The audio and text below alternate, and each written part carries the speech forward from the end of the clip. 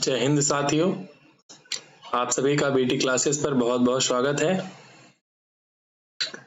आज से हम लोग अगले महीने में हमारा एग्जाम है, बीएड एंट्रेंस एग्जाम है, उसी के परिप्रेक्ष्य में बात करेंगे।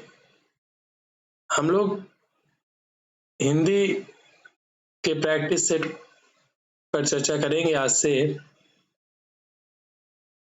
जो प्रीवियस ईयर्स में आया हुआ बहुत ही इंपॉर्टेंट क्वेश्चन जो प्रीवियस ईयर में पूछा जा चुका है, हिंदी के विषय में हम लोग चर्चा करेंगे।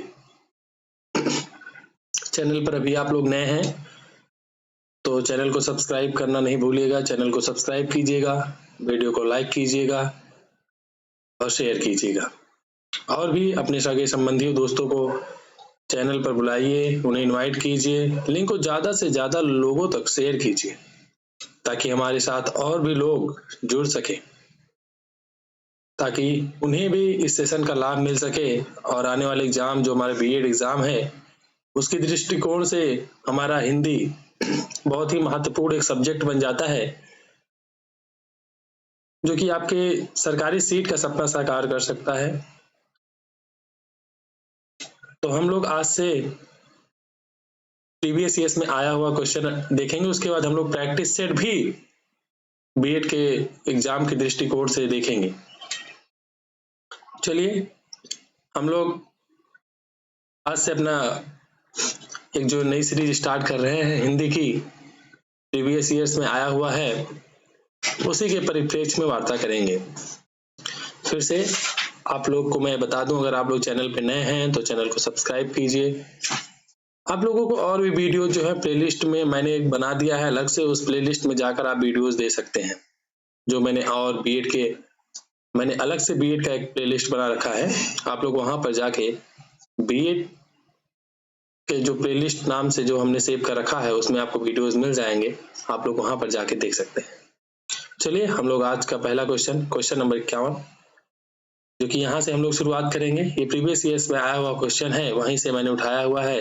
ये 2018 में क्वेश्चन आया था, ये प्रैक्टिस सेट में 2018 का उठाया हुआ प्रीवियस ईयर।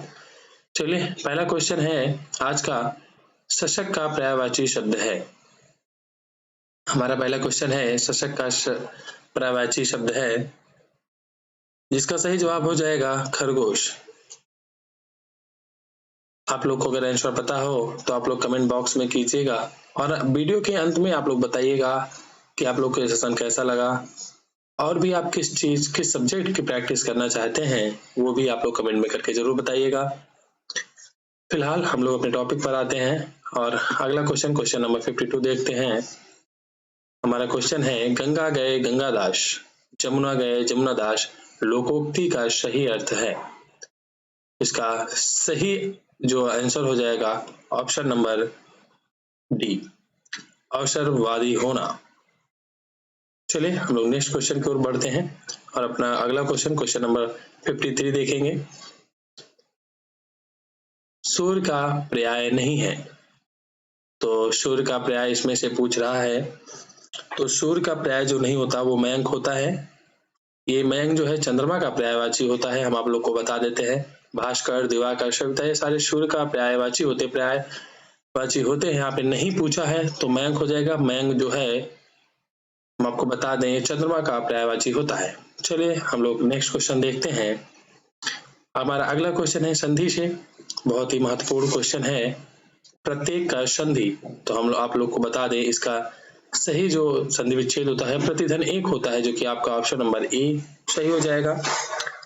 हम आपको बता दें कि प्रतिधन एक जो कि छोटी ई और ए का जब मिलाप होता है तो ए में बदल जाता है, इसीलिए यहाँ पे इसका जो 54 का सही ऑप्शन हो जाएगा ए हो जाएगा संधि विच्छेद। ये तो हम लोग प्रैक्टिसेशन कर रहे हैं, आगे आने वाले दिनों में हम लोग ब्रीफ जो कि पूरा हिंदी का सिलेबस जो है ब्रीफ डिटेल में पढ़ेंगे जानेंगे, तो हाँ हम लोग आपको संधि बहुत ही आसान शब्दों में और पूरी जानकारी देंगे। चलिए हम लोग यहाँ पे अगला क्वेश्चन नंबर 55 देखते हैं। जो शास्त्र जानता है वह कहलाता है। यहाँ पे पूछ रहा है जो शास्त्र जानता है वो क्या कहलाता है, तो इसका सही जवाब जो हो जाएगा आप लोग बताइएगा, जानकार, विद्वान, शास्त्राज्ञ या शास्त्र ज्ञाता। तो हमें उम्मीद है आप लोग क्वेश्चन का आंसर देंगे। चलिए हम लोग बताएंगे, जो शास्त्र जानता है उसे शास्त्राज्ञ कहते हैं। अब हमारा अगला क्वेश्चन आ जाता है क्वेश्चन नंबर 56। इसका सही जवाब आप लोग दीजिएगा। पुराण में इक प्रत्यय संयुक्त होकर शब्द बनाता है। पुराण में अगर हम किसी भी शब्द में, हम आपको बता दें, पहले इक शब्द जोड़ते हैं तो जो पहला अक्षर होता है वो प हो जाता है। हम आप लोग को बता दें, अगर किसी शब्द में इक प्रत्यय जुड़ जाता है तो उसका जो पहला अक्षर होता है प बन जाता है। तो इसीलिए इसका जो और इक प्रत्यय हो या यहाँ पे चाहे बड़ी ई भी जोड़ी जाए तो हम जो छोटी मात्रा होती है वो छोटी मात्रा में बदल जाती है। इसका सही जवाब हो जाएगा पौराणिक। हम आप लोग को ब्रीफ थोड़ा थोड़ा बताते चल रहे हैं कि पुराण में अगर इक प्रत्यय जोड़ेंगे तो वो पौराणिक हो जाएगा। चलिए हम लोग अपने नेक्स्ट क्वेश्चन की ओर बढ़ते हैं और हमारा अगला क्वेश्चन है क्वेश्चन नंबर 57। यहाँ पे पूछ रहा है, हाथ से हथियाना, लात से लतियाना संज्ञा से बनने वाले क्रिया को क्या कहते हैं? ये दो संज्ञा है। तो यहाँ पे पूछ रहा प्रणर्थक क्रिया, पूर्वकालिक क्रिया, संयुक्त क्रिया है, नाम धातु क्रिया है। तो आप लोग इसका सही जवाब दीजिएगा। जो है हाथ से हथियाना और लात से लतियाना, तो हम बता दें ये नाम धातु क्रिया है, क्योंकि यहाँ पे हाथ से हथियाना यहाँ पे क्रिया जुड़ रही है और लात से लतियाना क्रिया जुड़ रही है, तो ये नाम धातु क्रिया हो जाएगी। चले हम लोग अपना अगला क्वेश्चन नंबर 58 देखते हैं। यहाँ पे पूछ रहा है, मीठा विशेषण से भाववाचक संज्ञा बनती है। यहाँ पे अगर आपको मीठा दिया गया है, अगर इसको भाववाचक संज्ञा बनानी है तो इसका सही जवाब क्या होगा ये आपको बताना है। अगर इसे मीठा में आप कोई अगर संज्ञा जोड़ेंगे तो भाववाचक संज्ञा अगर बनानी हो तो कौन सा सही हो जाएगा। आपको 4 ऑप्शन दिए गए हैं, चारों ऑप्शन में से आपको एक चूज करना है, तो इसका सही जवाब हो जाएगा मिठास। चले अब हम लोग नेक्स्ट क्वेश्चन नंबर 59 की ओर बढ़ते हैं और हमारा अगला क्वेश्चन है 59। कोई आया है वाक्य में, कोई किस प्रकार का सर्वनाम है? कोई आया है तो हम कह सकते हैं यहाँ पे प्रश्नवाचक है, पुरुषवाचक है, निश्चयवाचक है, अनिश्चयवाचक। तो हम देखते ही कह सकते हैं कोई आया है। अगर आप जैसे हम आपको थोड़ा डिटेल दें तो आप अंदर अपने रूम में बैठ के पढ़ रहे हैं और कोई आपसे कहता है कोई आया है, तो आपको ये तो नहीं पता ना कौन आया है, तो यहाँ पे अनिश्चयवाचक हो जाता है कि ये निश्चय नहीं है। प्रश्नवाचक तो कोई प्रश्न नहीं पूछ रहा है, तो इस तरीके से निश्चय तो है नहीं। कोई आया है, जब कुछ होता है या कोई होता है तो वहां पे मतलब हमें उसके बारे में पता नहीं। इसका सही जवाब जो हो जाएगा वह अनिश्चयवाचक हो जाएगा। इसका सही जवाब अनिश्चयवाचक हो जाएगा कि हमें पता नहीं कोई आया है, यहाँ पे कोई के बारे में पूछा गया है, तो इसलिए इसका सही जवाब अनिश्चयवाचक हो जाएगा। चलिए हम लोग नेक्स्ट क्वेश्चन नंबर 60 देखते हैं। निम्न में से तत्पुरुष समास कौन समास हो जाएगा, यहाँ पे कौन सा है? आपको निम्न में से तत्पुरुष समास ढूंढना है, तो प्रतिदिन आपको पता होगा ये तो, और दूसरा कोना कोना है, मारपीट है और पथभ्रष्ट है। इन चारों में से अगर आपको तत्पुरुष समास ढूंढना है तो इसका सही जवाब हो जाएगा ऑप्शन नंबर सी, पथभ्रष्ट। पथभ्रष्ट तत्पुरुष समास होता है, ये तत्पुरुष समास का उदाहरण है। चलिए हम लोग नेक्स्ट क्वेश्चन की ओर बढ़ते हैं और अगला अपना क्वेश्चन लेते हैं 61। प्रार्थना पत्र के समापन में क्या लिखा जाता है? बहुत ही अच्छा क्वेश्चन है कि प्रार्थना पत्र आप लिखते हैं किसी को तो उसके समाप्ति में आप क्या लिखेंगे, समापन की ओर आप क्या लिखेंगे। तो आप सबको पता होगा, हम जब समापन मतलब उसका अंतिम करते हैं किसी चीज का तो वहाँ पे शुभ चिंतक लिखते हैं। आपका शुभ चिंतक कुछ भी कह सकते हैं, तो यहाँ पे इसका सही जवाब हो जाएगा शुभ चिंतक। सॉरी माफ कीजिएगा, यहाँ पे एक बार फिर से इस क्वेश्चन को हम लोग देखते हैं कि यहाँ पे पूछ रहा है प्रार्थना पत्र के समापन में क्या लिखा जाता है। समापन की बात कर रहा है ये, तो यहाँ पे ये शुभचिंतक गलत हो जाएगा। आप लोग इसका सही मार्क कर लीजिएगा, भवदी लिखा जाता है। चलिए हम लोग नेक्स्ट क्वेश्चन की ओर बढ़ते हैं। भक्तिकालीन, यहाँ पे क्वेश्चन नंबर 62 है। भक्तिकालीन संत परंपरा के प्रसिद्ध कवि कौन है? यहाँ पे भक्तिकालीन की बात कर रहा है, 62 नंबर है। भक्तिकालीन संत परंपरा के, बहुत ही अच्छा क्वेश्चन है, प्रसिद्ध कवि की बात कर रहा है। इसका सही जवाब आप लोगों को सब पता होगा, कबीर जी हो जाएंगे। कबीर दास हमारे भक्तिकालीन संत के प्रसिद्ध कवियों में से एक आते हैं। चले हमारा अगला क्वेश्चन है क्वेश्चन नंबर 63। पावक और अग्नि शब्दों के मध्य क्या संबंध है? पावक और अग्नि आपको दिया गया है, यहाँ पे आपको बताना है किसके बीच। तो आप लोगों को पता होगा कि पावक और अग्नि दोनों ही पर्याय हैं, एक दूसरे के पर्यायवाची हैं। तो इसका सही जवाब हो जाएगा पर्यायवाची। विलोम तो होते नहीं है, समनामी नहीं है, अवनामी नहीं, पर्यायवाची होते हैं पावक और अग्नि। चलिए हम लोग नेक्स्ट क्वेश्चन की ओर बढ़ते हैं और अपना अगला क्वेश्चन, उसका आंसर जानेंगे। शोक रस का अस्थायी भाव, बहुत ही आसान सा क्वेश्चन, बहुत ही अच्छा क्वेश्चन है। कई बार क्वेश्चन में पूछा जा चुका है, शोक किस रस का अस्थायी भाव होता है। आप लोग को अच्छे से इसका आंसर पता होगा। शोक जो है वह करुण का अस्थायी भाव होता है। चलिए हम लोग नेक्स्ट क्वेश्चन के ऊपर वार्ता करते हैं। क्वेश्चन नंबर 65, वह विद्यार्थी नहीं आया, वाक्य में वह कौन सा विशेषण है। वह विद्यार्थी नहीं आया, वह अगर विद्यार्थी है नहीं आया तो किसी का नाम ही होगा वह, तो वह जो है एक सार्वनामिक विशेषण हम लोग कह सकते हैं। सार्वनामिक विशेषण इसलिए क्योंकि ये संज्ञा की जगह पे यूज किया, मतलब प्रयोग किया गया है, संज्ञा की जगह यूज किया गया है इसका, तो इसलिए वह किसी संज्ञा की जगह आया है, तो इसलिए सार्वनाम हो जाएगा, सार्वनामिक विशेषण। चलिए हम लोग नेक्स्ट क्वेश्चन की वार्ता करते हैं। हमारा अगला क्वेश्चन है, अज्ञ का विपरार्थक शब्द है। क्वेश्चन नंबर 66 हम लोग देखेंगे। क्वेश्चन नंबर 66 का जो अज्ञ का विपरार्थक पूछा है, तो सही जवाब हो जाएगा ऑप्शन नंबर ए, अज्ञ का विज्ञ होता है। चलिए हम लोग अगला क्वेश्चन लेते हैं। हमारा अगला क्वेश्चन नंबर 67 है, बहिरंग का विलोम शब्द है। यहाँ पे बहिरंग तो वैसे ही आप लोग को पता होगा अतरंग होता है, अगर कहीं बाहर की बात हो रही है और इसका विलोम पूछा है तो अंदर की बात हो जाएगी, तो अतरंग हो जाएगा। चलिए हम लोग अपने अगले क्वेश्चन, नेक्स्ट क्वेश्चन के ऊपर बात करते हैं। क्वेश्चन नंबर 68, चलिए हम लोग इसकी चर्चा करते हैं। क्वेश्चन है, निम्नलिखित वाक्यों में से एक अपादान कारक के विभक्ति चिन्ह का प्रयोग हुआ है। अपादान कारक, तो अपादान कारक का विभक्ति चिन्ह क्या होता है, आप लोग को अगर पता होगा तो बहुत आसानी से इस क्वेश्चन का आंसर हम लोग निकाल सकते हैं। तो पहले तो आप लोगों को ये पता होना चाहिए कि अपादान का कारक क्या होता है। तो अपादान का जो कारक होता है हम आपको लिख के बता देते हैं कि वो शे होता है। तो यहाँ पर हम पहला देखते हैं, चलिए हम लोग पढ़ लेते हैं। मेज पर रखा हुआ गिलास का पानी, यहाँ पे का आ गया, बहुत शीतल सा, यहाँ पे से का तो कोई जिक्र ही नहीं हुआ। चलिए हम लोग नेक्स्ट ऑप्शन मूव करते देखते हैं उसमें है क्या। दुधवा पार्क में बहुत से दर्शनीय जीव निवास करते हैं, यहाँ पे से तो आ गया, लेकिन क्या देखते हैं हमारा सही है। हम लोग अगला ऑप्शन देखेंगे, ऑप्शन नंबर सी, पैरों से चलना, यात्रा, समुदाय से चलना, समाज तथा देश और काल से चलना इतिहास कहलाता है। यहाँ पे से कई बार आ चुका है, लेकिन हम लोग अगला नेक्स्ट ऑप्शन देखते हैं। आकाश से गिरी एक बूंद, कहीं मोती, कहीं बिस तो कहीं कीचड़ बनी। ये हमको जो है सेंटेंस सही लग रहा है, इसलिए इसका सही ऑप्शन जो हो जाएगा ये आकाश से गिरी एक बूंद, कहीं मोती, कहीं बिस तो कहीं कीचड़ बनी। ये इसका सही जवाब हो जाएगा कि अपादान कारक यहाँ पे सही तरीके से यूज किया गया है, इसलिए कारक चिन्ह जो है यहाँ पे ऑप्शन नंबर अपादान का जो डी हो जाएगा सही हो जाएगा। चलिए हम लोग नेक्स्ट क्वेश्चन की ओर मूव करते हैं और अपना अगला क्वेश्चन नंबर 69 देखेंगे। यहाँ पे पूछा है, स्फूर्ति शब्द का तद्भव रूप है। स्फूर्ति जो है उसका तद्भव रूप पूछा है तो फुर्ती हो जाएगा। चलिए हम लोग, बहुत ही आसान सा क्वेश्चन था। हम लोग अगले क्वेश्चन नंबर 70 पे पहुंचते हैं। उससे पहले हम आप लोग को बोल दें, बता दें कि अगर आप लोग अभी भी चैनल पे नए हैं, अभी भी हमारे साथ जुड़े हुए हैं, तो चैनल को सब्सक्राइब करना नहीं भूलिएगा। वीडियो को लाइक कीजिएगा, शेयर कीजिएगा और भी लोगों तक हमारी बात पहुंचाइएगा और भी लोगों को साथ में जोड़िएगा, ताकि उनको भी इसका बेनिफिट। और हमारे अपकमिंग एग्जाम्स बहुत सारे लगे हुए हैं, तो अभी हम लोग बीएड की एक स्पेशल क्लास दे रहे हैं, हिंदी की प्रैक्टिस सेशन, जो कि प्रीवियस ईयर से आया हुआ क्वेश्चन है, उसकी बात कर रहे हैं। चलिए हम लोग अब अपने टॉपिक पर आते हैं। अगला क्वेश्चन है, तुरंग शब्द का पर्यायवाची शब्द चुनिए। तुरंग शब्द का पर्यायवाची क्या होता है, इसका सही जो आंसर हो जाएगा वो वाजी हो जाएगा। तुरंग शब्द का पर्यायवाची वाजी होता है।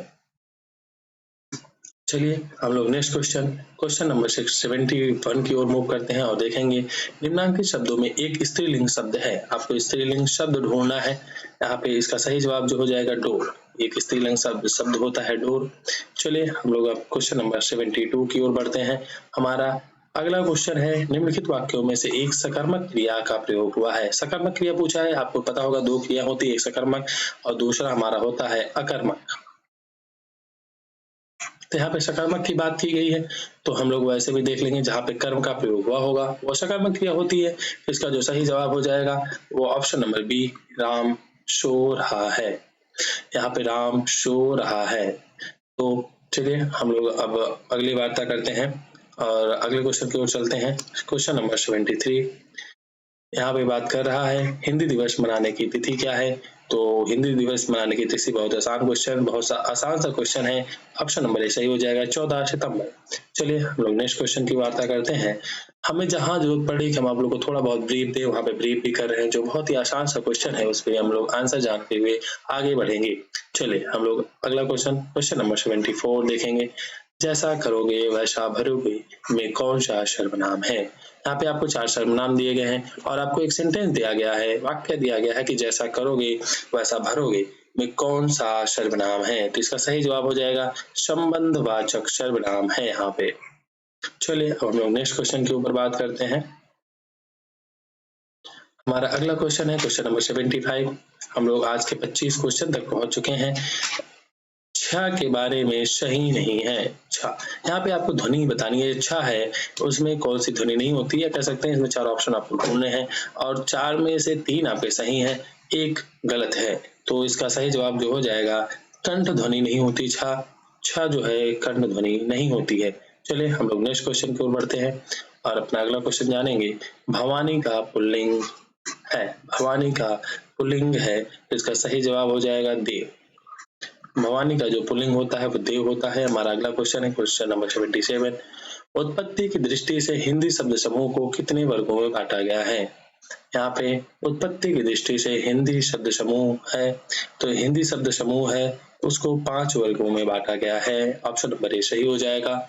चलिए हम लोग नेक्स्ट क्वेश्चन के ऊपर बढ़ते हैं और अपना अगला क्वेश्चन 70 नंबर 8 लेंगे। 78 हमारा अगला क्वेश्चन है जो कठिनाई से प्राप्त किया जा सके शब्द समूह के लिए एक शब्द है। तो जो कठिनाई से प्राप्त किया जा सके वो उसके लिए जो कठिनाई से प्राप्त किया जा सके वो दुर्लभ होता है। तो इसका सही जवाब ऑप्शन नंबर सी हो जाएगा। 78 का सी हो जाएगा। चलिए हम लोग अगला क्वेश्चन अपना देखते हैं। 79 वे शब्द जो विभिन्न पदों, वाक्यों अथवा वाक्य खंडों को जोड़ते हैं क्या कहलाते हैं। तो वो समुच्चय बोधक कहलाते हैं। ऑप्शन नंबर सी 79 का सही हो जाएगा। चलिए अब हम लोग अपना नेक्स्ट क्वेश्चन जानते हैं। हमारा अगला क्वेश्चन है क्वेश्चन नंबर 80 किस वर्ग के व्यंजन अंतःस्थ व्यंजन कहलाते हैं। किस वर्ग, यहाँ पे वर्ग पूछा है, अंतःस्थ व्यंजन कहलाते हैं। सही जवाब है या रा ला। हम आपको बता देते हैं 4 वर्ग होते हैं, इसमें एक होता है या रा ला, यहाँ पे वा। 4 वर्ग होते हैं अंतःस्थ व्यंजन में। आपको पता होगा संयुक्त व्यंजन भी होता है एक अंतःस्थ। यहाँ पे अंतःस्थ की बात किया गया तो चा वर्ग हो गया, ये का वर्ग अलग ही होता है, टा वर्ग अलग। तो यहाँ पे अंतःस्थ की बात किया गया तो साफ साफ या वर्ग का जो होता है वो 4 अक्षर या अलावा वो अंतःस्थ व्यंजन में आते हैं। चलिए हम लोग क्वेश्चन नंबर 81 देखते हैं। निम्नांकित में से कौन सा शब्द भाववाचक संज्ञा नहीं है। भाववाचक संज्ञा नहीं है पूछ रहा है, मतलब 3 आपके भाववाचक हैं और चौथा एक इसमें से कोई भाववाचक नहीं है। चलिए हम लोग इसका सही आंसर जानते हैं। देखिए आप लोग को बेईमान जो है ये भाववाचक नहीं होता, थकावट, हरियाली, अस्तित्व सारे भाववाचक संज्ञा है। अगर हम लोग अब बात करें, चलिए हम लोग अब नेक्स्ट क्वेश्चन की ओर बढ़ते हैं और अपना अगला क्वेश्चन देखेंगे।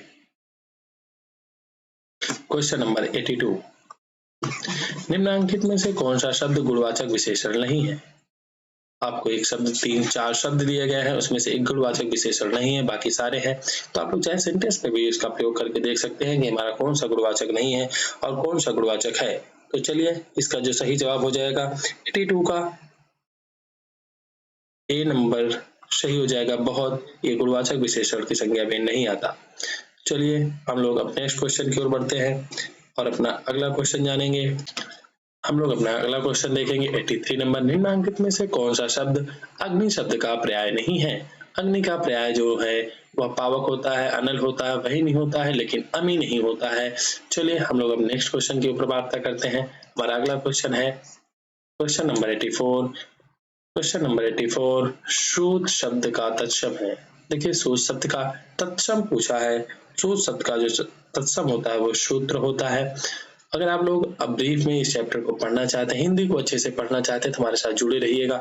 हम आपको हिंदी ग्रामर बहुत ही आसान शब्दों में समझाएंगे कि तत्सम तत्व कैसे पहचाना जाता है। बहुत ही आसान शब्दों में आप सीखेंगे, जहां से आप बहुत ही आसानी से तत्सम तत्व पहचाना सीख जाएंगे। चलिए अभी फिलहाल हम लोग प्रैक्टिस करते हैं और अपना अगला क्वेश्चन देखेंगे। क्वेश्चन नंबर 85 की ओर बढ़ेंगे और हमारा अगला क्वेश्चन है 85 नंबर। आध्यात्मिक शब्द का विलोम है, आध्यात्मिक शब्द का विलोम है। क्वेश्चन नंबर 85 का यहाँ पे जो सही हो जाएगा वो भौतिक हो जाएगा। आध्यात्मिक शब्द का विलोम भौतिक होता है। अब हम लोग क्वेश्चन नंबर 86 की तरफ बढ़ते हैं और हमारा अगला क्वेश्चन है, रिक्त स्थानों की पूर्ति करें। अभी कभी भी अपने मित्र की उन्नति पर क्या नहीं करना चाहिए, क्या नहीं करना चाहिए? आप लोग खुद ही सोचिए। अपने मित्र की उन्नति पर हमें ईर्ष्या नहीं करनी चाहिए। चलिए हम लोग अपने नेक्स्ट क्वेश्चन के ऊपर बढ़ते हैं और हमारा अगला क्वेश्चन है क्वेश्चन नंबर 87। कौन सा शब्द शुद्ध रूप है?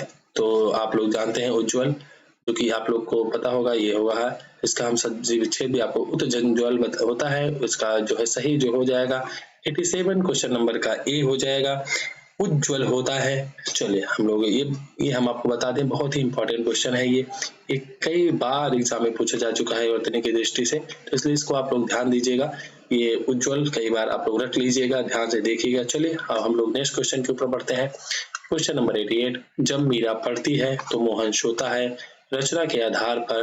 तो यहाँ पे आपको बताना है कौन सा वाक्य है। मीरा पढ़ती है तो मोहन सोता है, तो यहाँ पे जो हो जाएगा इसका सही जवाब संयुक्त वाक्य है। संयुक्त वाक्य आप लोग, जैसा कि हम आप लोग को बता दें, यहाँ पे संयुक्त वाक्य पाया गया है, जब मीरा पढ़ती है तो मोहन सोता है, संयुक्त वाक्य होगा, ऑप्शन नंबर डी सही हो जाएगा। चलिए अब हम लोग नेक्स्ट क्वेश्चन की ओर बढ़ते हैं और अपना 89 का आंसर जानेंगे। सांझ होते ही पक्षी अपने अपने नीर को लौट आते हैं।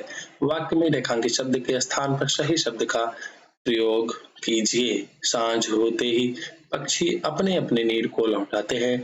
वाक्य में रेखांकित शब्द के स्थान पर आपको एक नया शब्द ढूंढना है, तो इसका जो सही जवाब हो जाएगा ऑप्शन नंबर नीर को आप लोग को रेखांकित करना है। नीर की जगह आप लोग को नीड़ रखना होगा, तो इसका सही जवाब हो जाएगा नीड़ को लौट आते हैं। चलिए हम लोग अब क्वेश्चन नंबर 90 की ओर बढ़ते हैं। तो हम लोग अपना अगला क्वेश्चन देखेंगे, क्वेश्चन नंबर 90। निम्नांकित में से कौन सा शब्द अशुद्ध है? तो हम लोग वैसे भी जान सकते हैं, प्रतिज्ञा सही है, शुष्क भी सही दिख रहा है, कृतज्ञ भी सही दिख रहा है, तो इसका जो सही गलत हो जाएगा, विशिष्ट नहीं होता। यहाँ पे इसका सही जवाब हो जाएगा अशुद्ध रूप लिखा गया है विशिष्ट का। चलिए हम लोग अगला क्वेश्चन देखते हैं। यहाँ पे अगला क्वेश्चन है क्वेश्चन नंबर 91। दुरुपयोग शब्द में किस उपसर्ग का प्रयोग हुआ है? दुरुपयोग शब्द में किस उपसर्ग का प्रयोग हुआ है? तो आप लोग निकालिएगा, देखिएगा, तो इसका जो सही जवाब हो जाएगा 91 का सी दुर। यहाँ पे हम आपको लिख के वही बता देते हैं, दुर इसका जो है इसमें उपसर्ग का प्रयोग किया गया है। चलिए अब हम लोग नेक्स्ट क्वेश्चन के ऊपर बात करते हैं और अपने अगले क्वेश्चन को देखेंगे। हमारा अगला क्वेश्चन 92 है। धर्मावलंबी शब्द किस प्रकार निर्मित हुआ है? धर्मावलंबी कह सकते हैं, यहाँ पे संधि विच्छेद की बात कर रहा है, तो इसका जो सही ऑप्शन हो जाएगा वो हो जाएगा धर्म धन अवलंब धन ई। तो इसको जब जोड़ेंगे तो यहाँ पे ये जिनके आ हो जाएगा, बड़ा आ में जब आ जुड़ता है तो आ हो जाता है, इसमें जब ये जोड़ेंगे तो बड़ी ये जो धर्मावलंबी हो जाएगा। चलिए हम लोग अब नेक्स्ट क्वेश्चन की ओर, क्वेश्चन नंबर 93 की ओर बढ़ते हैं और अपना अगला क्वेश्चन, आन प्रत्यय से बनने वाला शब्द कौन सा है? यहाँ पे प्रत्यय लगा के आपको लगान है, आना है, आन बान है, आनंद है, तो आप लोग को बहुत ही आसानी से दिख रहा होगा लगान में आन छुपा होता है, तो इसका सही जवाब हो जाएगा लगान। हम लोग क्वेश्चन नंबर 94 की ओर बढ़ते हैं। अगला क्वेश्चन है, जिसकी लाठी उसकी भैंस में लाठी और भैंस संज्ञाएं हैं, शेष दोनों शब्द क्या है? जिसकी और उसकी, जिसकी और उसकी की बात कर रहा है, तो ये जो जिसकी, अगर यहाँ पे किसी का नाम भी डाल दिया जाए तो ये संज्ञा हो जाएगा। तो लेकिन यहाँ पे जिसकी लिखा हुआ है, की को अगर हम हटा दें तो यहाँ पे जिस बचता है, तो जिस किसी के लिए भी आया होगा, जिस किसी के लिए तो आया होगा, किसी का नाम भी आप रख सकते हैं कि राम की लाठी और राम की भैंस, तो इसलिए यहाँ पे सर्वनाम हो जाएगा। आप लोग हम अगर समझा पा रहे होंगे, तो यहाँ पे अगर हम लोग की को एलिमिनेट कर दें, केवल जिस पर ध्यान दें, तो जिस जो है किसी के लिए आया होगा, अगर हम किसी शब्द मतलब अगर संज्ञा की जगह कोई चीज प्रयोग में ली जाती है तो सर्वनाम कहते हैं। तो ये अगर हम जिसको थोड़ी देर के लिए निगलेक्ट कर दें, यहाँ पे राम लिख दे तो राम की लाठी राम की भैंस कह सकते हैं, तो इसीलिए यहाँ पे ये सर्वनाम हो जाएगा। हमें उम्मीद होगा आपको समझ में आया होगा। चलिए हम लोग नेक्स्ट क्वेश्चन की ओर बढ़ते हैं और हमारा अगला क्वेश्चन है, लाल से निर्मित होता है लाली, तो काला से क्या होगा? लाल से निर्मित होता है लाली, तो काला से क्या निर्मित होगा? तो 95 का हो जाएगा, जब लाल से लाली होती है तो काला से काली होगी, इसका सही जवाब हो जाएगा ऑप्शन नंबर सी। चलिए हम लोग नेक्स्ट क्वेश्चन की ओर बढ़ते हैं। रोना का सकर्मक रूप क्या होगा? यहाँ पे पूछ रहा है रोना का सकर्मक रूप क्या होगा, तो रुलाना हो जाएगा।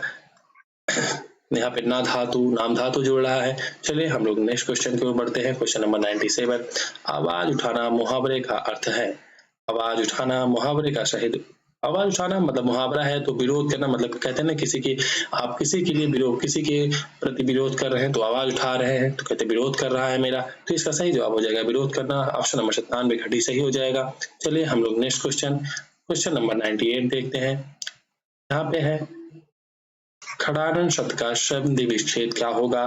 खड़ानन शब्द का संधि विच्छेद खट धन आनंद आनंद होगा। यहाँ पे खट आधा रहेगा और आ यहाँ पे जब इसका आ यहाँ पे बाहर निकल गया है, तो इसका जब हम लोग संधि विच्छेद करेंगे तो खड़ धन आनंद होगा। इसका सही संधि विच्छेद 98 का शी खड़ा आनंद होगा। चलिए हम लोग नेक्स्ट क्वेश्चन नंबर 99 देखते हैं। क्वेश्चन नंबर 99, गाकर खाकर क्रियाओं को क्या कहते हैं? गाकर खाकर क्रियाओं को पूर्वकालिक क्रिया कहते हैं। जैसे आप गाकर मतलब कोई काम करके फिर आप कोई काम करेंगे तो गाकर, खाकर मतलब खाने के पहले आप खाते हैं फिर कोई काम करते हैं, तो इसी से कहा अगर किस सेंटेंस में हम लोग जोड़ देंगे तो ये पूर्वकालिक क्रिया बन जाएगी। वही जानना चाह रहा है कि अगर गाकर खाकर क्रियाओं को क्या कहते हैं, तो यहाँ पे ये पूर्वकालिक क्रिया हो जाएगी। इसका ऑप्शन नंबर ए सही हो जाएगा। अब हम लोग अगले क्वेश्चन नंबर 100 को देखते हैं, और ये है एक वाक्य अशुद्ध है, उसका चयन कीजिए। आपको 4 सेंटेंस दिए गए हैं, इसमें से एक वाक्य अशुद्ध है, उसका आपको चयन करना है। आप लोग पढ़ेंगे और समझेंगे तो इसका जो सही ऑप्शन हो जाएगा ऑप्शन नंबर ए 100 का, कि एक ये उसके अंग अंग सजाए गए, ये इसका गलत ऑप्शन है, मतलब तो हमारा सही हो जाएगा। ये अशुद्ध वाक्य है, उसका अंग अंग सजाए गए, उसके अंग अंग सजाए गए, ये गलत है। चलिए हम लोग अब इसके आगे की वार्ता करते हैं। हम लोग अभी तक 2018 के प्रीवियस ईयर की चर्चा कर रहे थे, जो कि ये प्रीवियस ईयर में आए हुए क्वेश्चन है 2018 के। अब हम लोग 2019 के क्वेश्चन ही भी लेंगे। चलिए हम लोग अपने नेक्स्ट क्वेश्चन की ओर बढ़ते हैं, और ये हमारा 2019 का प्रीवियस ईयर में आया हुआ क्वेश्चन है। चलिए हम लोग इसको भी सॉल्व करते हैं। हमारा अगला क्वेश्चन है, मुख्यार्थ में बाधा उपस्थित होने पर रूढ़ि या प्रयोजन के कारण जिस शब्द की जिस शक्ति के द्वारा मुख्यार्थ से संबंध रखने वाले अन्यर्थ का बोध हो उसे लक्षणा कहते हैं। ये परिभाषा है लक्षणा की। चलिए हम लोग नेक्स्ट क्वेश्चन की ओर बढ़ते हैं। पंकज शब्द है, यहाँ पे पूछ रहा है पंकज शब्द है, तो पंकज क्या है? रूढ़ है, योग रूढ़ है या यौगिक है? तो आप लोग को बताना है कि पंकज शब्द क्या है। तो पंकज शब्द योग रूढ़ होता है। चलिए हम लोग क्वेश्चन नंबर 53 की ओर बढ़ते हैं, और अपना क्वेश्चन का आंसर देखेंगे। वर्ण वृत्त वर्णिक छंद में प्रत्येक गण में कितने अक्षर होते हैं? तो इसका सही जवाब हो जाएगा 3 होते हैं। तो चलिए हम लोग अपना अगला क्वेश्चन देखते हैं। क्वेश्चन नंबर 54 का आंसर जानेंगे। चौपाई छंद के प्रत्येक चरण में मात्राएं होती हैं, तो चौपाई के प्रत्येक चरण में 16 मात्राएं होती हैं।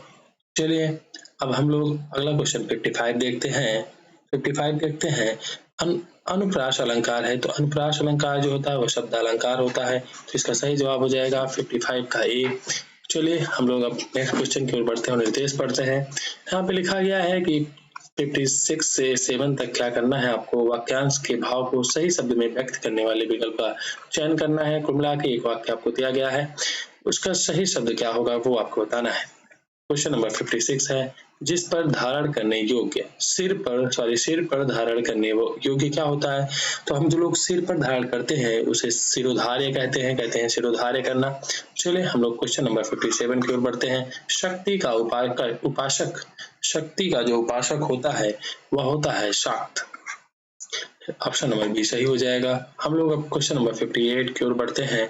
हमारा अगला क्वेश्चन है, अवधि का संबंध है। अवधि का संबंध किससे है? अवधि कहाँ से बिलोंग करती है ये पूछ रहा है। तो अवधि का जो संबंध है वो पूर्वी हिंदी से है। अवधि का जो संबंध है वो पूर्वी हिंदी से है। चलिए हम लोग नेक्स्ट क्वेश्चन की ओर बढ़ते हैं। क्वेश्चन नंबर 59, तत्सम शब्द का चयन करना है। आपको 4 शब्द दिए गए हैं, इसमें से आपको एक तत्सम ढूंढ के बताना है। एक ही ऑप्शन है जो तत्सम में लिखा गया है, बाकी का नहीं पता तो आप लोग नहीं जानना चाहते तो कोई बात नहीं, लेकिन यहाँ पे आपको तत्सम ढूंढ के बताना है। तो इसका जो सही जवाब हो जाएगा वो ऑप्शन नंबर ए, धर्म जो है वो तत्सम में लिखा गया है, ये सही शब्द है। चलिए हम आप लोग को बता, आशु यहाँ पे जो है ये तद्भव में लिखा गया है, कैंची भी तद्भव में लिखा गया है। चलिए हम लोग अब अगले क्वेश्चन की ओर मूव करते हैं। 59 के बाद 60 नंबर क्वेश्चन पे। यहाँ पे आप पूछ रहा है आपको 60 नंबर में कि तद्भव शब्द का चयन करना है। आपको 4 ऑप्शन दिए गए हैं, चारों में से आपको तद्भव ढूंढ के निकालना है। तो इसका जो सही जवाब हो जाएगा खीर जो है ये तद्भव में लिखा गया है। चलिए अब हम लोग 61 की वार्ता करेंगे। उच्चारण स्थान के आधार पर त, थ, द, ध व्यंजन है। तो 61 का जो है ये पूछ रहा है, ये उच्चारण के स्थान पर यहाँ पे दंत है, तालव्य है, मूर्धन्य है, अवुष्ट है। तो ये सही जवाब हो जाएगा। दंत होते हैं त, थ, द, ध। आप बोल के भी दे सकते हैं, ये दंत होते हैं। चलिए ऑप्शन नंबर 20 का सही हो जाएगा। हम लोग अपने नेक्स्ट क्वेश्चन की ओर बढ़ते हैं और अपना अगला क्वेश्चन देखेंगे। धोबी का स्त्रीलिंग है। धोबी का स्त्रीलिंग पूछा है, तो इसका सही जवाब हो जाएगा धोबिनी। धोबिनी जो इसका सही जवाब हो जाएगा, इसका स्त्रीलिंग हो जाएगा। चलिए हम लोग नेक्स्ट क्वेश्चन की ओर बढ़ते हैं। क्वेश्चन नंबर 63 की ओर बढ़ते हैं और यहाँ पूछा है निरर्थक शब्द में प्रयुक्त उपसर्ग है। उपसर्ग की बात करें, उपसर्ग मतलब जो पहले, और आपको बता दें प्रत्यय का मतलब जो शब्द के बाद में लगता है, जुड़कर जो शब्द के बाद में जुड़कर बनता है उसे प्रत्यय कहते हैं, जो शब्द के पहले जुड़कर बनता है उसे हम लोग उपसर्ग कहते हैं। चलिए ये तो रही हमारी बेसिक बातें। अब इसमें से आपको बताना निरर्थक में शब्द में कौन सा उपसर्ग जुड़ा हुआ है। तो इसका सही जवाब हो जाएगा निर। निर देखेंगे आप लोग तो निर, यहाँ पे निर शब्द जो है उपसर्ग के रूप में जुड़ा हुआ है। चलिए हम लोग अपने अगले क्वेश्चन की ओर बढ़ते हैं और अपना अगला क्वेश्चन 64 जानेंगे। यद्यप में प्रयुक्त संधि है। यद्यप में प्रयुक्त संधि है, तो इसका सही जवाब हो जाएगा यड़ संधि है यद्यपि में। चलिए हम लोग अब अपना अगला क्वेश्चन जो कि हमारा है 65 नंबर, गायक शब्द का संधि विच्छेद। तो इसका जो सही जवाब हो जाएगा, गायक शब्द का जो संधि विच्छेद हो जाएगा गय धन अक। आप लोग को ढूंढ के दिखाना है, यहाँ पे ऑप्शन नंबर सी में है गय धन अक। इसका सही जवाब हो जाएगा गय धन अक। चलिए हम लोग अब नेक्स्ट क्वेश्चन की ओर बढ़ते हैं। हिंदी में कारकों की संख्या कितनी होती है। यहाँ पे हिंदी की बात की है, संस्कृत में भी कारक होते हैं, तो इसलिए यहाँ पे हिंदी में पूछ रहा है हिंदी में कारकों की संख्या कितनी होती है। इसका सही जवाब हो जाएगा 8। आप लोग वैसे गिन भी सकते हैं, कर्ता ने कर्म को करण से ऐसे करके आप लोग 8 कारक आप लोग याद कर लीजिएगा। सभी के आप लोग कारक भी याद होने चाहिए। चलिए हम लोग अब अपने नेक्स्ट क्वेश्चन की ओर बढ़ते हैं। क्वेश्चन नंबर 67, वाक्य को पढ़ते अथवा बोलते समय बहुत थोड़ा रुकने के लिए किस चिन्ह का प्रयोग किया जाता है। अगर आप एक वाक्य को पढ़ते हैं और आपको वहां पे कोई विराम लगाना है, मतलब कोई भी चिन्ह लगाना है, तो आप लोग किसका प्रयोग करेंगे। आप लोग एनिमेशन मेथड से भी में जा सकते हैं, कोष्ठक का कोई प्रयोग ही नहीं है यहाँ पे। अगर आप लोग को यहाँ पे विराम लगाना है थोड़ा रुकने के लिए, तो पूर्ण विराम तो लगाएंगे नहीं। अब बचा अल्प विराम और अर्ध विराम, इन दोनों में आप लोग कंफ्यूज हो सकते हैं। तो इसका 67 का जो होगा वो ऑप्शन नंबर ए सही हो जाएगा, अल्प विराम का प्रयोग किया जाता है। चलिए हम लोग अब अगले क्वेश्चन की ओर बढ़ते हैं। क्वेश्चन नंबर 68, दो निकटवर्ती वर्णों के परस्पर मेल से जो विकार होता है, दो निकटवर्ती जो वर्ण होते हैं उनके, तो हम आपको बता दें जो दो निकटवर्ती वर्णों के परस्पर मेल से होता है उसे संधि कहते हैं। संधि जब हम दो शब्द कह सकते हैं, दो वर्ण जो है वर्ण, जैसे आ धन आ, इसको जोड़ेंगे तो बड़ा आ में परिवर्तित होता है। तो यही कह रहा है जब दो निकटवर्ती, ये हमारा आ है, दोनों जब जुड़ेंगे तो यहाँ पे बड़ा आ, यहाँ पे विकार उत्पन्न होता है, इसे ही संधि कहा जाता है। चलिए अब हम लोग नेक्स्ट क्वेश्चन की वार्ता करते हैं। हमारा अगला क्वेश्चन है 69 नंबर, यशोगान शब्द की रचना हुई है। यशोगान शब्द की रचना हुई है, पूछ रहा है किसके द्वारा यशोगान। यहाँ पे कौन सा, फिलहाल आपको बता दें ऑप्शन में स्वर संधि व्यंजन विसर्ग है, तो 69 का जो सी ऑप्शन हो जाएगा वो सी हो जाएगा सही आंसर, विसर्ग संधि द्वारा हुई है। इसका सही जवाब हो जाएगा विसर्ग संधि। चलिए अब हम लोग नेक्स्ट क्वेश्चन की ओर बढ़ते हैं। हमारा अगला क्वेश्चन है क्वेश्चन नंबर 70, हिंदी साहित्य के आदिकाल का प्रधान रस है। हिंदी साहित्य के आदिकाल का प्रधान रस है, तो इसका सही जवाब हो जाएगा वीर रस। ऑप्शन नंबर 70 का जो है, क्वेश्चन नंबर 70 का ऑप्शन नंबर डी सही हो जाएगा, 70 का डी। चलिए हम लोग अब अपने अगले क्वेश्चन की ओर बढ़ते हैं। यहाँ पे अगला क्वेश्चन है 71, सरकारी पत्र की भाषा होनी चाहिए। तो सरकारी की जो भाषा होती है वो औपचारिक होती है। चलिए हम लोग नेक्स्ट क्वेश्चन की ओर बढ़ते हैं और अपना अगला क्वेश्चन देखते हैं। क्वेश्चन नंबर 72, काव्य शास्त्रीय संप्रदायों की संख्या है। काव्य शास्त्रीय संप्रदायों की संख्या है, तो इसका सही जवाब हो जाएगा ऑप्शन नंबर बी 6। चलिए हम लोग अब नेक्स्ट क्वेश्चन की वार्ता करते हैं। हमारा अगला क्वेश्चन है क्वेश्चन नंबर 73, प्रत्येक देश का साहित्य वहां की जनता की चित्तवृत्ति का सचित्र प्रतिबिंब होता है, कथन है। ये किसका कथन है? कुल मिला के ये बात पूछ रहा है। तो इसका सही जवाब हो जाएगा आचार्य रामचंद्र शुक्ल जी का ये कथन है। चलिए हम लोग नेक्स्ट क्वेश्चन के ऊपर बढ़ते हैं। हमारा अगला क्वेश्चन है क्वेश्चन नंबर 74। निम्नलिखित में निर्गुण भक्ति काव्य का कवि नहीं है। पूछ रहा है निर्गुण भक्ति काव्य का कवि नहीं है, ये पूछ रहा है। तो हमारे कबीरदास जी तो है, दादू दयाल भी है, गुरु नानक भी है, लेकिन केशव दास जी ये निर्गुण भक्ति काव्य के कवि नहीं है। चले हम लोग नेक्स्ट क्वेश्चन की ओर बढ़ते हैं। जिसका जो सही जवाब हो जाएगा 74 का वो डी हो जाएगा। ये सारे ऑप्शन गलत हो जाएंगे। जाति पाति पूछे नहीं कोई, हरि को भजे सो हरि का होई, किस कवि की पंक्ति है? ऑप्शन यहाँ पे क्वेश्चन नंबर 75 हम लोग देखेंगे। यहाँ पे आपको एक पैराग्राफ दिया गया है। यहाँ पे पूछ रहा है कि इसका सही जवाब क्या होगा, किस कवि की पंक्ति है? तो 75 का जो सही आंसर हो जाएगा वो कबीरदास जी हो जाएंगे। चलिए हम लोग नेक्स्ट क्वेश्चन की ओर बढ़ते हैं और अपना अगला क्वेश्चन देखेंगे क्वेश्चन नंबर 76। हिंदी साहित्य के इतिहास में स्वर्ण युग की उपाधि से विभूषित काल है। यहाँ पे पूछ रहा है स्वर्ण युग की उपाधि से स्वर्ण युग की उपाधि से विभूषित काल है। इसका सही जवाब जो हो जाएगा वो भक्ति काल हो जाएगा, जिसको हम लोग भक्ति काल को स्वर्ण युग भी कहते हैं। चले हमारा अगला क्वेश्चन नेक्स्ट क्वेश्चन नंबर 77। यहाँ पे पूछ रहा है रतन सेन और पद्मावती की प्रेम कहानी पर आधारित महाकाव्य। ये बहुत ही इंपॉर्टेंट, बहुत ही चर्चित क्वेश्चन है, बहुत ही। तो इसको हम लोग ऑप्शन नंबर ए पद्मावत, इसके ऊपर एक फिल्म भी बनी है पद्मावत। चलिए आप लोग को तो पता ही होगा। हम लोग नेक्स्ट क्वेश्चन की ओर बढ़ते हैं क्वेश्चन नंबर 78। गोधूली ये क्या होता है? तो आपको पता होगा गोधूली लोग अक्सर गांव में कहते हैं गोधूली हो चुकी है। तो संध्या और रात के बीच का जो समय होता है, शाम का समय हम लोग कह सकते हैं संध्या, तो उसी को हम लोग गोधूली कहते हैं। ऑप्शन नंबर सी सही हो जाएगा। हम लोग क्वेश्चन नंबर 79 देखेंगे। Question number 79 अगोचर। अगोचर यहाँ पे बताना है अगोचर का सही अर्थ। जो आंखों से दिखाई ना दे अगोचर कहते हैं, जो आंखों से ना दिखाई देने वाला उसे अगोचर कहते हैं। ये हो गया हमारा क्वेश्चन नंबर 79। अब हम लोग क्वेश्चन नंबर 80 की ओर बढ़ते हैं। क्वेश्चन नंबर 80 पे बात करते हैं। यहाँ पे कुछ कहावतें दी गई हैं, उसके प्रसिद्ध रूप का चयन करना है। आपको 4 ऑप्शन दिए गए हैं, इसमें से चारों ऑप्शन में से एक प्रचलित कहावत है। तो हम लोग ऑप्शन नंबर सी की ओर मूव करेंगे। देखेंगे ये है आए थे हरिभजन को ओटन लगे कपास। ये सही हो जाएगा। आए थे हरिभजन को ओटन लगे कपास सही जवाब हो जाएगा। अब हम लोग क्वेश्चन नंबर 81 की ओर बढ़ते हैं। हमारा अगला क्वेश्चन है, इसका भी बताना है कि इसमें से कौन सा प्रसिद्ध कहावत है। इसका सही जवाब हो जाएगा कहाँ राजा भोज कहाँ गंगू तेली। आपको पता है जहाँ राजा भोज वहां गंगू तेली गलत है। तो इस तरीके से हमारा पहला ऑप्शन ही सही हो जाएगा। ऑप्शन नंबर ए कहाँ राजा भोज कहाँ गंगू तेली। आप लोगों ने सुना भी होगा, लोग अक्सर बात करते हैं कहाँ राजा भोज कहाँ गंगू तेली। चलिए हम लोग नेक्स्ट क्वेश्चन की बात करते हैं। Question number 82। यहाँ पे लोकोक्तियां दी गई हैं, उसके सही लोकोक्ति कौन सी है वो बताना है। ते पांव पसारिए जेती लंबी शोर। तो इसका सही जो है तो चादर को पांव तक ओढ़ना चाहिए, यही हमारे ख्याल से। नहीं आप लोग और भी पढ़ लीजिए। जैसे अगला है बिस्तर में पांव फैलाते जाइए। अगला सामर्थ्य के भीतर काम करना चाहिए, यही हमको सही लग रहा है। सामर्थ्य के भीतर काम करना चाहिए। ते पांव पसारिए जेती लंबी शोर, यही इसका ऑप्शन नंबर 82 का सी सही हो जाएगा। चलिए हम लोग नेक्स्ट क्वेश्चन के ऊपर बात करते हैं। क्वेश्चन नंबर 83 नंगा क्या नहाएगा क्या निचोड़ेगा। 83 का जो सही ऑप्शन हो जाएगा ऑप्शन नंबर बी निर्धन से आर्थिक मदद की आशा नहीं करनी चाहिए। ये सही बात है।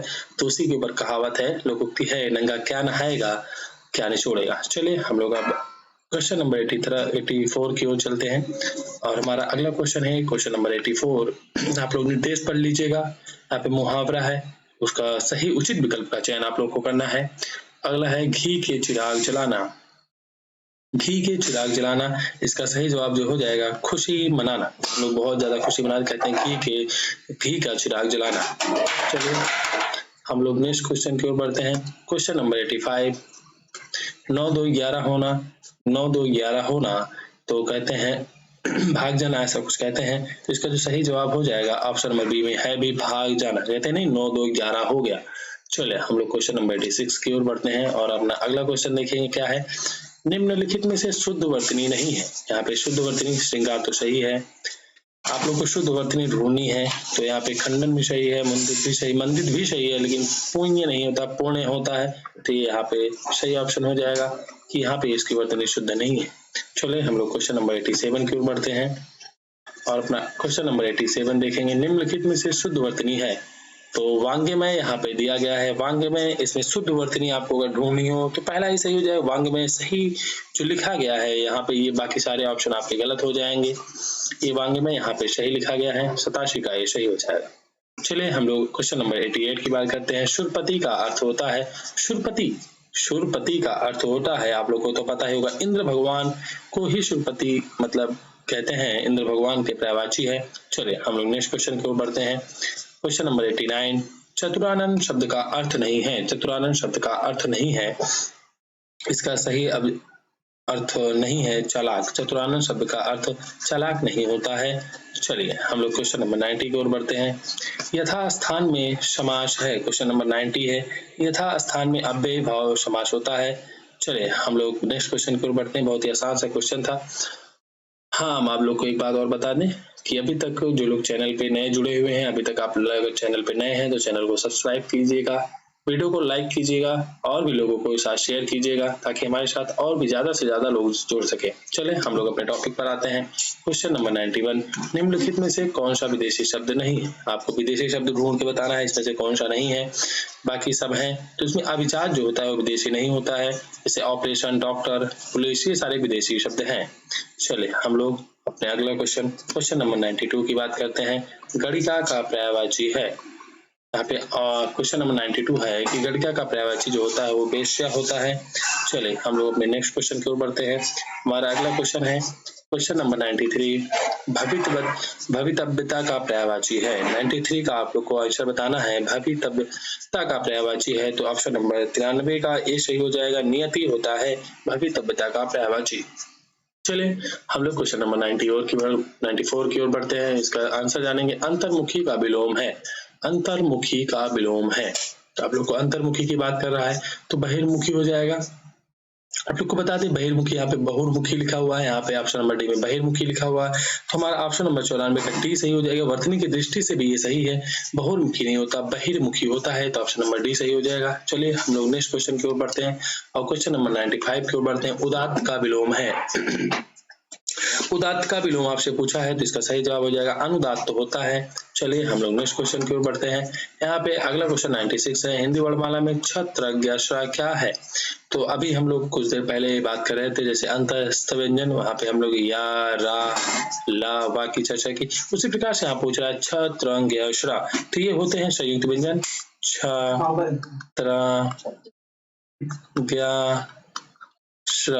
ये होते हैं संयुक्त व्यंजन। चलिए हम लोग अब नेक्स्ट क्वेश्चन यहीं पे इसका ऑप्शन सही हो जाएगा 96 का डी संयुक्त व्यंजन। चलिए हम लोग क्वेश्चन नंबर 97 देखते हैं। हम लोग क्वेश्चन नंबर 97 की बात करते हैं। चरण या पाद किसके अनिवार्य संगठक तत्व हैं। तो यहाँ पे चरण और पाद की बात कर रहा है तो 97 का जो सही जवाब हो जाएगा वो छंद होते हैं। चरण में छंद और पाद दोनों का मतलब जिक्र होता है, छंद में ही आते हैं चरण और पाद। चलिए इसका सही जवाब हो जाएगा। हम लोग क्वेश्चन नंबर 98 की ओर बढ़ते हैं। क्वेश्चन नंबर 98 है कि वहाँ पे हम लोग निर्देश फलक 4 वैकल्पिक वर्तनी दी गई, सही वर्तनी आपको ढूंढनी है। आपको कुल मिला के इस चारों वर्ड में 98, 99, 100 तीन क्वेश्चन में आपको वर्तनी की दृष्टि से कौन सा सही होगा ये आप लोग को बताना है। तो इसका जो सही जवाब हो जाएगा हम लोग देखते हैं 98 का, पहले हम लोग देखते हैं 98 का हम लोग देखते हैं। तो 98 में अंतर विरोध सही लिखा गया है, सी सही हो जाएगा। अंतर विरोध ये गलत है, अंतर विरोध ऐसे भी नहीं लिखा जाता, तो ये इसका सही जवाब हो जाएगा। अब लोग 99 के ऊपर बात करेंगे। यहाँ पे प्रतिनिधान करके लिखा गया है तो इसका जो हो जाएगा प्रतिनिधायन, ये सही जवाब हो जाएगा 99 का ए। चलिए हम लोग 100 की बात करते हैं। हम लोग क्वेश्चन नंबर 100 है। प्रागैतिहासिक काल की बात कर रहा तो प्रागैतिहासिक नहीं होता, प्रागैतिहासिक नहीं होता है, प्रागैतिहासिक नहीं होता है, यहाँ पे प्रागैतिहासिक होता है, जैसे कहते हैं ना प्रागैतिहासिक काल होता है। ऑप्शन नंबर डी सही हो जाएगा 100 का। इसी के साथ हमने कुल आज 100 क्वेश्चन देखे। हम लोगों ने 100 क्वेश्चन आज हम लोगों ने हिंदी के देखे। आप लोग इस वीडियो को जरूर देखिएगा, लाइक कीजिएगा वीडियो को, चैनल को सब्सक्राइब कीजिएगा और वीडियो को शेयर कीजिएगा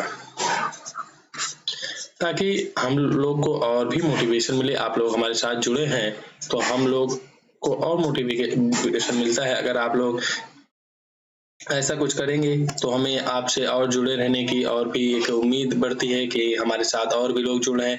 तो इसलिए आप लोग चैनल को लाइक कीजिएगा, वीडियो को शेयर कीजिएगा और चैनल को सब्सक्राइब कीजिएगा।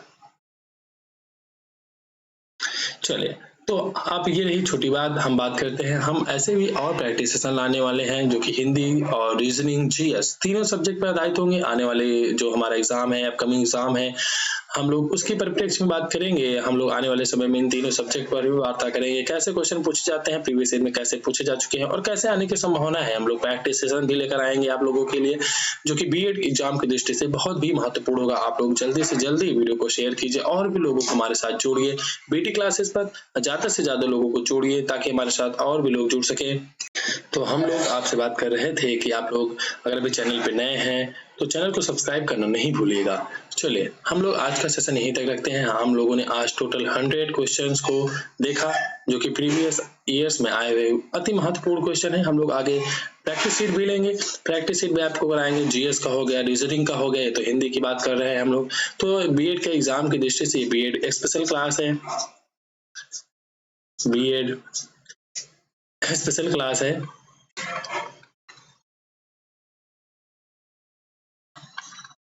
बीएड वाले बच्चों के लिए स्पेशल क्लास हम लोगों ने लगाई है। चलिए, अगर आप लोगों को सेशन अच्छा लगा हो तो वीडियो को आप लाइक कीजिएगा और भी ज्यादा से ज्यादा लोगों को शेयर कीजिएगा। आप लोगों का बीटी क्लासेस पर एक बार हम लोग फिर से बहुत बहुत स्वागत है। धन्यवाद। इसी के साथ हम लोग आज की चर्चा को यहीं विराम देते हैं। आगे की वार्ता हम लोग कल करेंगे। चलिए, बहुत बहुत धन्यवाद।